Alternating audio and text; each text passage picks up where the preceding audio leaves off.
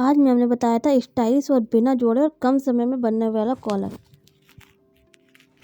Good morning everyone, कैसे हैं आप सब? आई होप मस्त होंगे। तो गाइस, आपकी दुआ से मैं भी एकदम मस्त हूँ और डेली की तरह आज भी जा रहे हैं अपनी कोचिंग। और डेली हमारी कोचिंग में कुछ ना कुछ न्यू होता रहता है, तो बने रहें हमारे ब्लॉग में ऐसी इंटरेस्टिंग एंड इम्पोर्टेंट जानकारी के लिए, क्योंकि निशा मैम डेली कुछ ना कुछ अलग सिखाती हैं। तो मेरे साथ आप भी सीखते रहें। तब तक वीडियो को लाइक और चैनल को सब्सक्राइब कर दें। गाइस, मुझे मेरी बस और विंडो सीट मिल चुकी है और पीछे है अनुकृति और जागृति। तो गाइस, मैंने जो कॉलर बनाया था उसकी सिलाई खराब हो गई थी, यहाँ बस में निकाल ली। फाइनली गाइस, हम कोचिंग आ चुके हैं और इनसे मिलिए, ये हैं Anukriti. Good morning sir. Good morning Khushboo दीदी। गुड मॉर्निंग निशा दीदी। गुड मॉर्निंग भैया। तो क्या हो गया? तो बढ़िया है ना तुम्हारे लिए? वो ममता दीदी। हाँ, मेरे लिए तो बढ़िया है, आपके लिए बढ़िया है कि कहाँ पे काम करते हैं भैया? इम्तियाज निशा राजपूत कोचिंग है ना? हाँ। कह रहे हैं अच्छा। Good morning, good morning.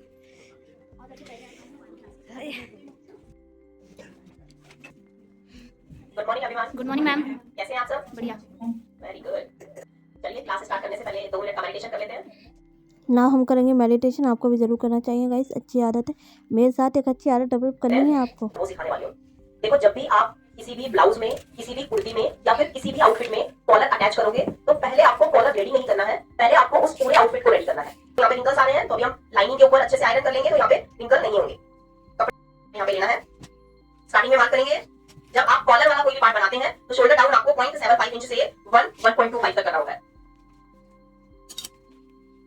करेंगे और इस तरह से करके यहाँ पे राउंड शेप भी डाल सकते हैं। ये तो आपकी चॉइस है कि आप डिजाइन कैसा बना रहे हो, शेप राउंड में बना रहे हो या ऐसे कॉर्नर वाला ही बनाना है। तो उसके बाद शोल्डर डाउन करेंगे 5, नेक ब्रॉड लेंगे 2.5, फिर उसके बाद 3.5। देखो मैंने बताया था ना कि जब आप नेक लेंथ लेते हो और आपको कंफ्यूजन होता है, तो आप सेंटर वाला पार्ट उठा लें, सेंटर वाला पॉइंट ले लें। तो नेक डाउन जब आप करेंगे, नेक की गहराई जब आप लेंगे, तो 3 इंच से 3.5 इंच तक लेना होता है। तो हम यहाँ पे ले रहे हैं 3.25 पॉइंट से इस पॉइंट तक कर्व बनाएंगे। कॉलर अटैच करना है, ये कॉलर अटैच आपका यहाँ से होगा और इसी तरह से आपको इधर पे भी लगाना है, क्योंकि स्टिचिंग तो आपकी यहाँ पे भी जाएगी, क्योंकि ये आपका शोल्डर डाउन है। तो इसी तरह से आपने जितना भी मार्जिन लेना है शोल्डर अटैच करने के लिए, वहां पे भी आपको ऐसे डॉट डॉट बना लेना है। इतना स्टिचिंग मार्जिन जाएगा और जो पट्टी है वो आधा इंच बाहर निकली जाएगी। ठीक है, तो अभी देखो यहाँ पे जो कॉलर होगा वो आधा इंच बाहर निकल के आएगा। आपकी जो पट्टी रेडी होगी वो 1 इंच की होगी, पिछली बार तो 1 इंच की थी, तो 1 इंच की पट्टी रेडी कैसे आएगी? आधा इंच को अटैच करने में जाएगा और आधा इंच की वो पट्टी बाहर आ जाएगी। ऐसे ही दूसरी साइड से भी जाएगी। तो जब ओवरलैप होगा, पट्टी एक दूसरे के ऊपर आएगी, तो वो आधा इंच एक्स्ट्रा होगा। तो आधा एक साइड से, आधा एक साइड से, ठीक है, 1 इंच के आसपास आएगा।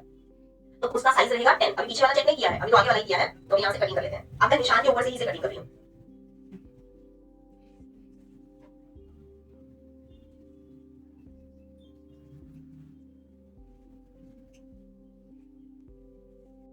यहाँ से आपका 1 इंच राउंड जाएगा।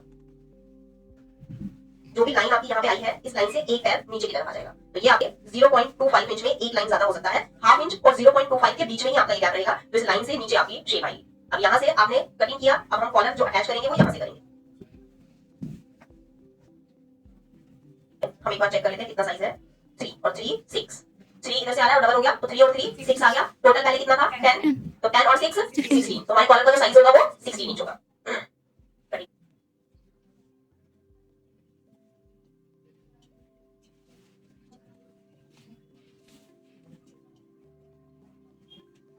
अब ये सभी अलग कर लेंगे, हटा देंगे इनको। ये हमारी कटिंग है। कैसे आया है? जब हम शर्ट कॉलर की कटिंग करेंगे तो 1 इंच तो एक्स्ट्रा रह गई, तो कॉलर रेडी कितना आएगा? 15। तो जब हम अपने गर्दन का साइज लेते हैं, तो यहाँ पे देखेंगे, बिल्कुल टाइट करके नहीं लेना, थोड़ा सा ढीला करके लेना है। तो यहाँ पे देखेंगे मेरा जो आया है वो आया है 14 इंच। जब गर्दन का साइज, अभी तो ये भी इनर भी इसी में ऐड हो रहा है, तो 14 इंच आ रहा है और मुझे कॉलर मेरा कितना रेडी होगा? 15 इंच। मतलब मेरा कॉलर बिल्कुल सही आएगा। जितना भी साइज है उसमें 1 इंच एक्स्ट्रा ही होना चाहिए, ताकि बिल्कुल ऐसे गर्दन पे पैक ना हो जाए, चिपक के ना आए। हमें थोड़ा सा खुला ही चाहिए। तो मेरा जो साइज आ रहा है वो बिल्कुल सही आ रहा है। और करेंगे जितना हमें जरूरत है। फिर उसके बाद ये जो हमने लाइनिंग कटिंग की है उनको साइड करेंगे और एक बार हल्की सी आयरन इसके ऊपर ऐसे करेंगे और कट करेंगे।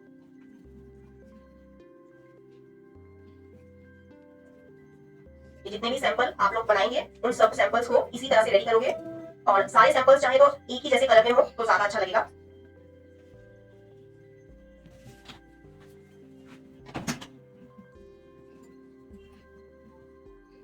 अभी जो हमारा छोटा नेक है वो पीछे वाला है और जिसमें हमने नेक को डीप कटिंग किया है वो हमारा आगे वाला नेक है।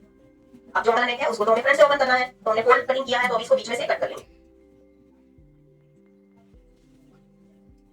सेंटर से कपड़े के हिसाब से नहीं लिया मैंने आड़े में इसलिए डिसाइड किया है क्योंकि मुझे पट्टी अब ऐसे में चाहिए। हमारी कितनी होगी 2।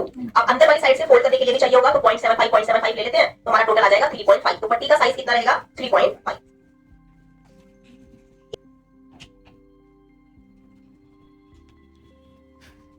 सॉरी, पेपर फ्यूजिंग नहीं, चुन्नी लाइक्रा फ्यूजिंग टेस्ट करेंगे। अगर आपको ऐसा लग रहा है कि हमारी जो पट्टी है इसमें रिंकल्स आएंगे तो आप चुन्नी लाइक्रा फ्यूजिंग पहले ही चिपका दें। ये मैं इसलिए नहीं चिपकाई हूं क्योंकि बहुत सारे स्टूडेंट्स को मिली नहीं अभी तक, कहीं उनको ये लगे कि मैम का तो फिनिशिंग इसलिए आ गया था, मैम ने चुन्नी लाइक्रा को पेस्ट कर दिया था, तो इसलिए नहीं कर रही हूं। वैसे तो मैं करती हूं हमेशा, जब मैं ये पट्टी लगाती हूं तो इस पट्टी के ऊपर चुन्नी लाइक्रा फ्यूजिंग पेस्ट करती हूं। और ये भी नाप के करेंगे, कहीं छोटा और बड़ा ना हो जाए, तो हमें मेजरमेंट टेप में ऐसे नाप लेना है 1 इंच आ रहा है या नहीं, राउंड इसको फोल्ड कर देना है। अब इस पट्टी को प्रेस से एक बार और फोल्ड करेंगे जिससे ये फिनिशिंग से फोल्ड हो जाए और पट्टी एकदम स्ट्रेट होना चाहिए। इसके बाद एक्स्ट्रा फैब्रिक आप कट कर लेंगे, कहीं आपका फैब्रिक नीचे से अंदर जाके फोल्ड ना हो जाए। जो आपको लग रहा है थोड़ा सा कपड़ा एक्स्ट्रा है उसे कट कर लेंगे। टर्न करने के बाद इस पट्टी को ऐसे फोल्ड करके चेक कर लेंगे, जहां पे पट्टी लगानी है वहां पे छोटी तो नहीं पड़ जाएगी। अब देखो बराबर हो रही है, तो यही पट्टी एक ही पट्टी हमारी दोनों तरफ लग जाएगी। चलो आप मशीन पे चलते हैं, पट्टी अटैच करेंगे। और पार्ट नीचे है तो मैं इसको नीचे की तरफ रखूंगी ऐसे। कोशिश करेंगे, देखो मैं एक ही सिलाई से इसको पट्टी को लगा दूंगी, तो कोशिश करेंगे कि जहां पे जो स्टिचिंग मार्जिन है वही से अंदर जाए। आप पहले निशान लगा लेना, जितना भी आपका स्केल हो, 1/2 इंच। तो जो डॉट डॉट आप देख रहे हैं ना, 1/2 इंच से भी थोड़ा सा एक लाइन कम करके ले लेते हैं। ये डॉट डॉट बाहर दिखेंगे सिर्फ। स्टिचिंग लगाना स्टार्ट कर देंगे और पूरा फोकस, पूरा ध्यान आपका आपकी पट्टी के किनारे पर होना चाहिए। और पट्टी आड़ी भी है, जब पट्टी आड़ी होती है तो बहुत जल्दी पट्टी में खिंचाव आ जाता है। मैंने तो आड़ा जानबूझ के काटा है क्योंकि मुझे ये पट्टी का डिजाइन ऐसे ऐसे चाहिए था, तो मैं यहाँ पे पट्टी को बहुत ध्यान से लगा रही हूँ ताकि मेरी पट्टी में खिंचाव भी नहीं आए और बिल्कुल बराबर मेरी पट्टी अटैच हो। एक साइड में लग गई है, अब इसी तरह से दूसरी साइड भी लगाएंगे। सिलाई बिल्कुल सीधी होनी चाहिए, इसीलिए मैं आपको बोलती हूँ कि पहले अगर नाड़े बहुत सारे बना लेंगे तो कभी भी आपको लाइफ में प्रॉब्लम नहीं आएगी, आपकी सिलाई बिल्कुल सीधी ही चलेगी। चलो हमारी पट्टी लग गई है। देखो अगर आपकी पट्टी का साइज छोटा होगा तो आपका भी इसी तरीके से होगा।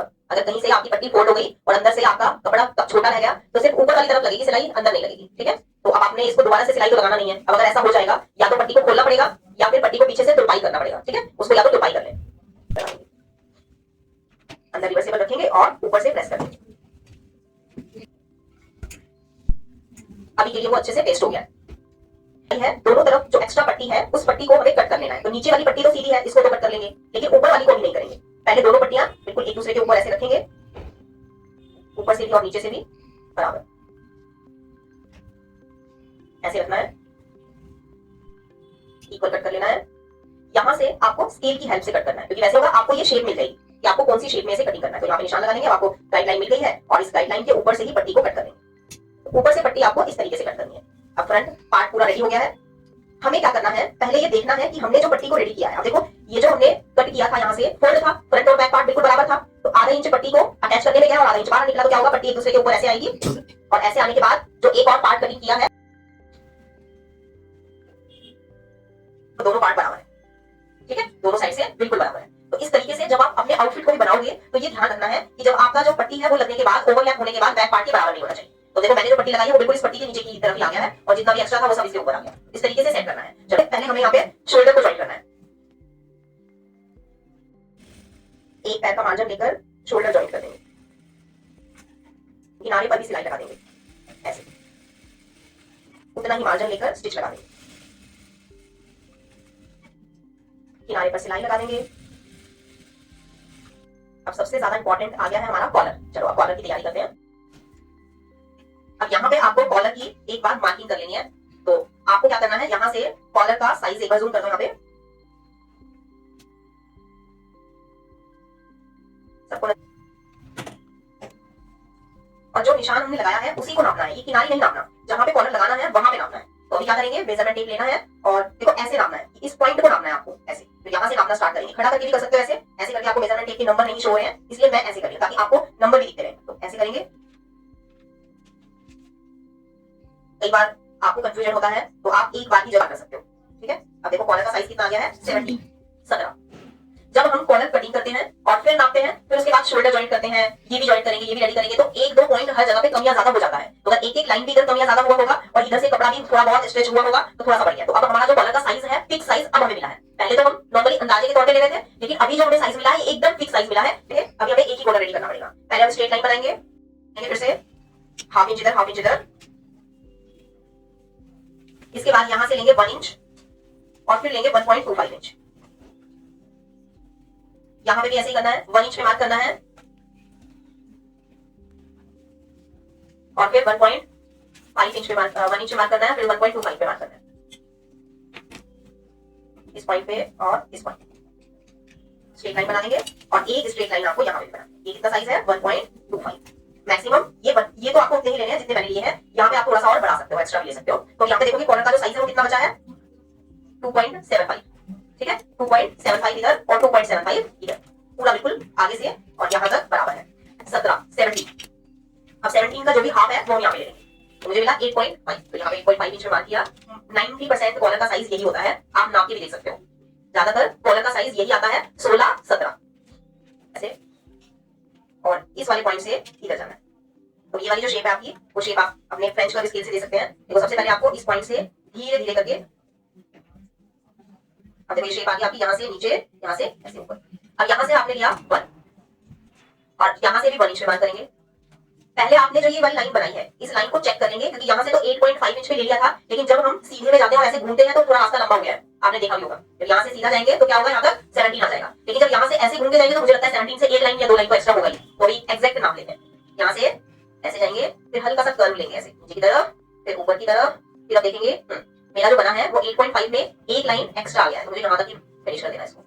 देखो इधर मेरा छोटा हो गया, एक लाइन छोटा हो गया है, क्योंकि हमने ऐसे कर्व लिया है। अब यहाँ से हमें एक ऐसे 90 डिग्री एंगल बना लेना। ये 90 डिग्री एंगल के लिए ही है, ये वाला जो स्केल है ना जो मैं ले रही हूँ, ये 90 डिग्री एंगल के लिए है। ऐसे हमने 90 डिग्री एंगल बनाया, ये पॉइंट लिया यहाँ से। अब आपको यहाँ से ये वाला जो पॉइंट है, ये वाला को मिलाना है, ऐसे शेप में मिलाना है। तो उसके लिए हम ये वाला स्केल भी ले सकते हैं, ऐसे यहाँ से ऐसे गए, स्केल से भी मिला सकते हो, और अगर ड्राइंग अच्छी मिला सकते हो फिर डायरेक्शन में मतलब इसी लाइन पे आपको मिला लेना है। ऐसे यहाँ पे 2-3 ऑप्शन है आपके पास, या तो आप यहाँ पे गोलाई दे दें, ऐसे शर्ट में ऐसे गोलाई भी आती है। ओके, शेप बहुत सारे तरीके से बता दी है मैंने। यहाँ से आप ऐसे भी जा सकते हो, ऐसे, और शेप पर ऐसे रखोगे और इस पॉइंट को ऐसे मिला।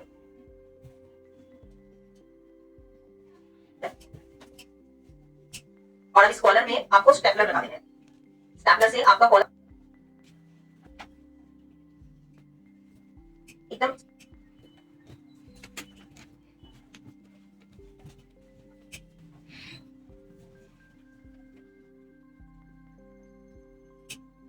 अब जो भी स्टैपलर लगाए थे, जो पिंस लगाई थी, उन पिन को स्टैपलर की हेल्प से निकाल देंगे। और जो आपका सेंटर पे निशान है, उस निशान को भी आपको कटिंग करना है। यहाँ से सिर्फ कट करना है, और कहाँ तक करना है, इस पॉइंट के आगे से थोड़ा सा छोड़ के, यहाँ तक मैंने छोड़ दिया इसको, मतलब पूरा अलग नहीं करना, सिर्फ कटिंग करके छोड़ देना। उसके बाद सिर्फ यहाँ से कटिंग किया है, इससे इसको कटिंग करने का मेरा मेन मोटिव है कि जब मैं कॉलर को रेडी करूंगी तो मेरा कॉलर बहुत आसानी से ऐसे फोल्ड हो जाएगा, क्योंकि वहां से कटिंग हुआ है। तो अभी पेस्ट बिल्कुल वैसे ही करेंगे, कुछ नहीं करना है, सब कुछ पूरा कॉलर वैसे ही रेडी करना है। बहुत ही आसान है, अच्छे से पेस्ट नहीं होती, और अगर प्रेस का टेम्परेचर ज्यादा किया तो जल्दी पेस्ट हो जाती है। ये कट कर लेंगे और सेम साइज का एक और फैब्रिक लेंगे, और अब सबसे पहले हमें सिलाई लगानी है। ये पेस्टिंग को कॉर्नर बनाना बहुत जरूरी है। जब भी आपका कॉर्नर आएगा, आपको कॉर्नर पर नीडल को अंदर ही रखना है, इससे कॉर्नर अच्छे से निकल जाता है।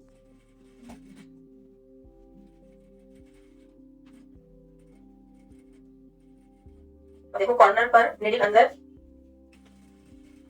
कॉर्नर आने से एक कदम पहले ही आपको नीडल को रोक देना है, ऐसे रब करना है, और जब ऐसे सेट हो जाएगा फिर एक कदम बस आपको आना है ऐसे, और फिर आपको अपने धागे को ऐसे लपेट लेना है और उधर की साइड में सेट कर लेना है। दोनों के बीच में से निकालेंगे और उधर ऐसे सेट कर। बस ध्यान रखना है, पेस्टिंग के ऊपर आपकी स्टिचिंग नहीं आनी चाहिए। अगर आपकी सिलाई इस पेस्टिंग के ऊपर चढ़ गई तो आपका कपड़ा ऊपर की तरफ से पीछे से बाहर की तरफ दिखना शुरू हो जाएगा और किनारे वाला पार्ट अच्छे से दिखेगा नहीं। कॉर्नर आने के एक कदम पहले ही रुकना है, बस ध्यान रखना है, एक कदम आगे आना है, फिर धागे को ऐसे लपेट लेना है,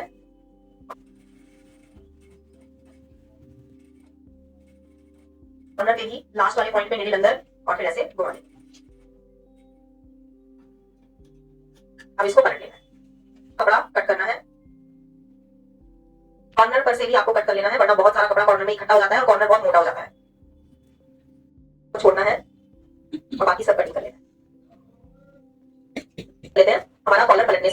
और यहाँ पे ना छोटे छोटे टुकड़ों में ऐसे फ्यूजिंग को रिवर्सेबल को ऐसे तोड़ते रहेंगे और लगाते रहेंगे। इससे क्या होगा, ये कपड़ा हमारा ऐसे अच्छे से चिपक जाएगा। क्योंकि लास्ट टाइम तो हमने अपने कपड़े पर फ्यूजिंग लगा दिया था, तो फ्यूजिंग लगा के तो वो अच्छे से चिपक जाता है, लेकिन जब नहीं लगाते प्लेन होता है तो निकलने का चांस रहता है। तो हम यहाँ पे रिवर्सेबल की हेल्प ले लेंगे।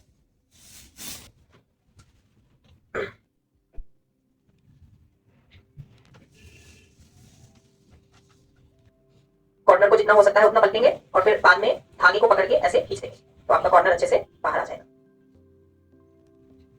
अब सीजर का पॉइंट हो गया, पेंसिल का पॉइंट हो गया, तो उससे भी नोक अच्छे से निकल जाती है। कॉलर का पॉइंट निकालेंगे, कॉलर को अच्छे से, मैंने कॉलर पे मार्जिन को कटिंग नहीं किया, पहले ही पलट लिया। जब तक ये कट नहीं लगेगा आपका कॉलर फिनिशिंग से पलटेगा नहीं। और बीच बीच में भी छोटे छोटे कट लगा देंगे यहाँ पे ऐसे। कॉर्नर का ही ध्यान रखना है, जहां पे भी कॉर्नर होगा वहीं पे कट अच्छे से लगा देना। जितना कट पास में जाएगा उतना ही कॉर्नर फिनिशिंग से आएगा। प्रेस करें, देखो प्रेस भी करते रहेंगे और ऐसे स्ट्रेच करते रहेंगे, खींचते रहेंगे कपड़े को ताकि वो अच्छे से सेट हो जाए।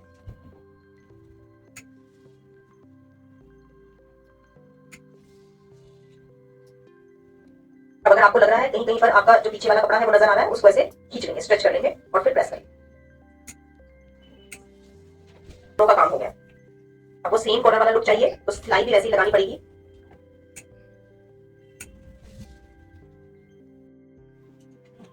सभी धागे साथ के साथ कटिंग कर लेंगे। एक काज और बटन करना है, और जो आपकी पट्टी है ओवरलैप वाली उसके ऊपर, तो आप चाहें तो कर सकते हैं, नहीं तो बाहर से करा सकते हैं। वैसे तो हमने आपको सिखा दिया है, अगर आप स्टार्टिंग में खुद से करेंगे ये तो बात का काम होता है। जैसे अभी मैं काज और बटन नहीं करती है ना, लेकिन जब शुरुआत की थी, शुरुआत में तो खुद से ही किया था। खुद से आना भी चाहिए आगे आने वाले टाइम में। और चारों तरफ आपको रेल पट्टी लगा के फोल्ड करना है। अभी तो मैंने ये हार्ड वाली पेस्टिंग से बनाया है, वो है पेस्टिंग, तो ज्यादा प्रॉब्लम नहीं आएगी और फिनिशिंग से भी आएगा।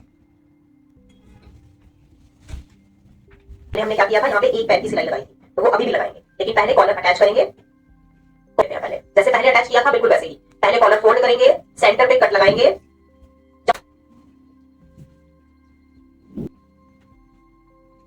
जो आपके पीस का कुर्ती है, ब्लाउज है, उसका जिस तरफ बैक पार्ट होगा, उल्टी तरफ होगा, उधर से कॉलर का सीधा तरफ होगा। तो हमें क्या करना है, इसको ऐसे लगाना है, सीधी तरफ से आप ये वाला कपड़ा रखोगे, मतलब आपका कॉलर का बैक पार्ट है वो सीधी तरफ रहेगा।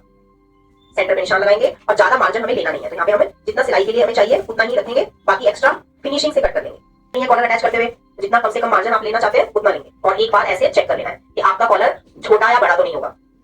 और जैसे पहले मैंने बताया था आपको कि कॉलर में आप सेंटर पॉइंट लेंगे और सेंटर से ही कॉलर को अटैच करना शुरू करेंगे। इससे क्या होगा, आपका कभी भी कॉलर छोटा और बड़ा नहीं होगा। तो मैं भी यहाँ पे भी ऐसे ही करने वाली हूँ। पहले हम जहां पे कॉलर अटैच करेंगे उसको हम ऐसे फोल्ड कर लेंगे और सेंटर वाले पार्ट में एक छोटा सा कट लगा देंगे, क्योंकि जब हम सिलाई लगाना शुरू करते हैं और जहां पे सिलाई का एंड करते हैं थोड़ा थोड़ा सा आइडिया लग जाता है, सही बैठ भी पाएगा या नहीं। सारा लगाने से पहले, पूरे कॉलर पे सिलाई लगाने से पहले ये आइडिया लग जाएगा कि कॉलर छोटा और बड़ा तो नहीं हो जाएगा। और वैसे भी छोटा बड़ा तो ज्यादा होगा ही नहीं, बार बार तो हमने मेजरमेंट लेकर करके ही चेक किया है। बराबर सिलाई, जो कॉलर है उसको ऊपर की तरफ ऐसे टर्न कर देंगे, बस कुछ नहीं करना है, सिर्फ निशान के ऊपर ही सिलाई लगाते जाना है।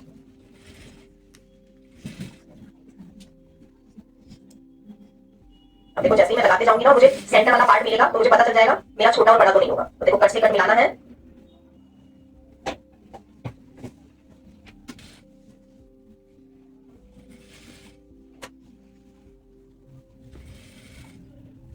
बस लास्ट वाले पॉइंट का ध्यान रखना है, क्योंकि एंड पॉइंट पर बिल्कुल बराबर होना चाहिए।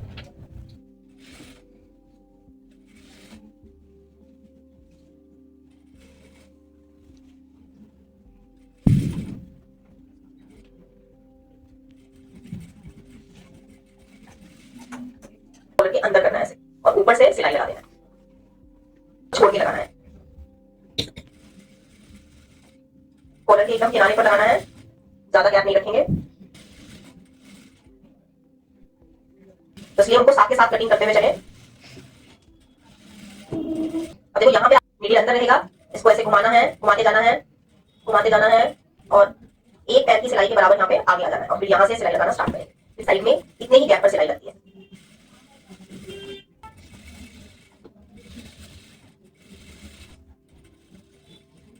नीडल अंदर, फिर घुमाएंगे ऐसे,